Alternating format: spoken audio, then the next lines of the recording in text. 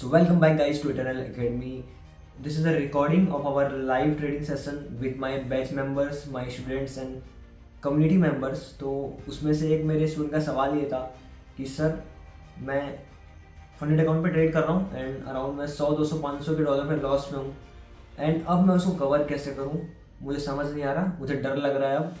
तो मुझे क्या करना चाहिए, मैं किस तरह से उसको कवर करने के लिए परस्यू करूँ। तो यहाँ पे क्या होता है ना कि उसके सवाल ही पहली बात क्या था कि थोड़ा सा अनमेच्योर सवाल था कि उसको बाद में रियलाइजेशन हो रहा है लॉस करने के बाद कि उसको करना क्या है। सो यहाँ पे थोड़ा सा माइंडसेट वीक है, पता चलता है अपने को।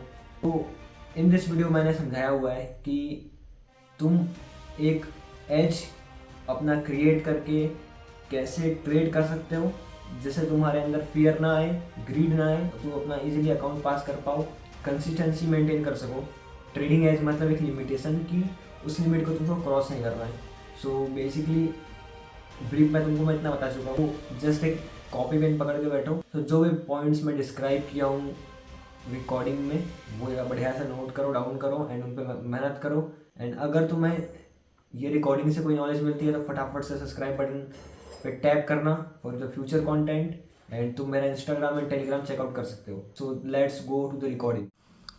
एंट्री कैसे, अगर एक एज नहीं है ना तो ना ही कॉन्फिडेंस रहेगा, ना चीज़ों पे काम कर पाओगे, कर उस पर स्टिक नहीं रह पाओगे। एज मतलब कि तुम्हारा एज तुमको खुद फाइंड करना पड़ेगा, सबका एज अलग अलग होता है।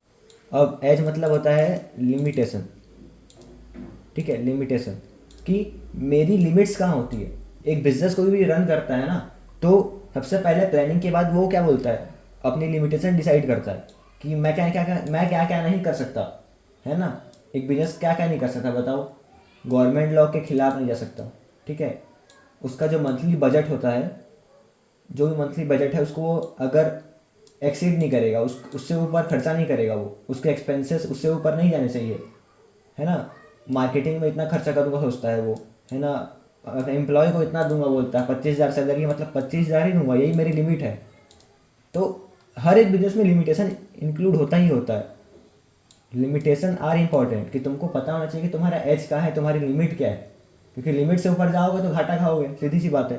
तो क्या होता है ट्रेडिंग में, मेनली दो लिमिटेशन होती है। अब जहाँ तक मैंने फेस किया है ना, क्योंकि हर किसी का माइंडसेट और साइकोलॉजी अलग होता है, बहुत सारे लिमिटेशन होते हैं, बट मेनली क्या होता है लिमिटेशन, एक होता है नंबर ऑफ ट्रेड्स, है ना, नंबर ऑफ ट्रेड्स, ये तुम्हारा एज हो सकता है, ठीक। और एक होता है क्या, रिस्क रिवॉर्ड, आर आर। अब यहाँ पे देखना गेम क्या बताता हूँ तुमको मैं। जो नंबर्स ऑफ ट्रेड होता है उसको अगर तुमको एक एज क्रिएट करना है अपना, तो क्या निकलेगा, एक्यूरेसी निकलेगी, है ना, एक्यूरेसी निकलेगी।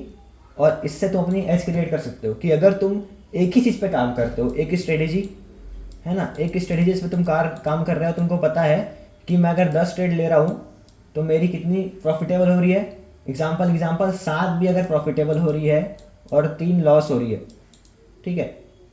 तुमको पता है कि अगर तुम्हारी लगातार 3 ट्रेड अगर लॉस हो रही है ना तो आने वाली 7 ट्रेड क्या होगी, प्रॉफिट में होगी ही होगी।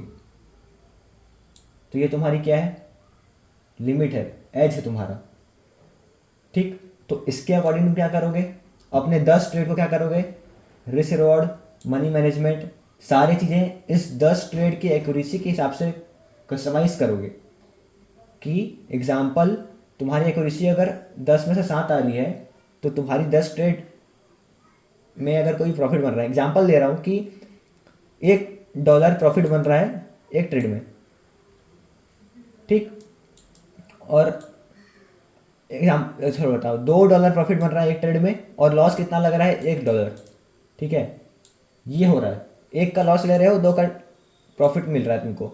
10 ट्रेड लोगे 7 विन होगी, है ना, 7 7 $14 अंदर आएगा। 3 ट्रेड अगर लॉस होती है तो क्या होगा, कितना डॉलर जाएगा, $3। हाथ में कितना बचा, $11, ठीक।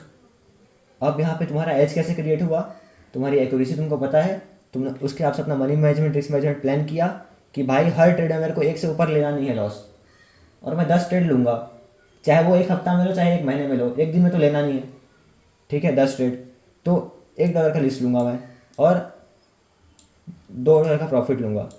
तो अगर तुम्हारी ट्रेड लूज भी होती है तो तुमको पता है कि आने वाली 60 ट्रेड मेरी प्रॉफिटेबल होंगी, तो ये 3 ट्रेड से तुम्हारी फटेगी नहीं, तुम्हारा रिस्क मैनेजमेंट खराब नहीं होगा, ग्रीड नहीं आएगा, ओवरऑल तुम्हारा जो डिसिप्लिन है मेंटेन रहेगा। और ये सब कैसे होगा? एक्यूरेसी, नंबर ऑफ ट्रेड से। ठीक है, तो ये तुम्हारा एज बन सकता है। और दूसरा एज क्या बनेगा? Risk reward. अब तुम मेरे को पूछोगे अगर ना कि मेरा एज क्या है, तो मेरा एज है risk reward. Number of trade में बाइनरी में करता था एज, ठीक है, क्योंकि बाइनरी में तुम बहुत सारे ट्रेड ले सकते हो, लेकिन यहाँ पे क्या डिफिकल्टी होती है? डिफिकल्टी नहीं, अगर तुम ले भी लोगे ना, तो मैंने कल रील डाला था ना, प्रेशर आता है, तो वो प्रेशर हो जाता है नंबर्स ऑफ ट्रेड में। बट यहाँ पे रिस्क रिवॉर्ड में वो प्रेशर क्रिएट नहीं हो पाता है, आराम से दिन भर बैठो, 1-2 ट्रेड मारो, खत्म। अब क्या इसमें क्या होता है कि ये लॉन्ग टर्म काम करेगा। ठीक है, अब यहाँ पे देखना कि अगर मैं तुमको रिस्क रिवॉर्ड समझाऊँ कि उसको एज कैसे क्रिएट कर सकते हो, तो सिंपल सी बात है, यहाँ पे देखना, इसमें स्टॉप लॉस जो रहेगा वो क्या रहेगा? सेम रहेगा, सेम स्टॉप लॉस। ठीक है, एग्जांपल $100 का स्टॉप लॉस मेरा हर ट्रेड में है, ठीक। लेकिन यहाँ पे क्या, रिस्क रिवॉर्ड कभी भी सेम नहीं रहेगा। जो रिस्क रिवॉर्ड रहेगा वो कभी भी सेम नहीं रहेगा। रिस्क रिवॉर्ड सब पता है सबको, है ना, कि मैं कितना रिस्क कर रहा हूँ और मेरे को कितना रिवॉर्ड मिल रहा है। ठीक है, इसको बोलते हैं रिस्क रिवॉर्ड।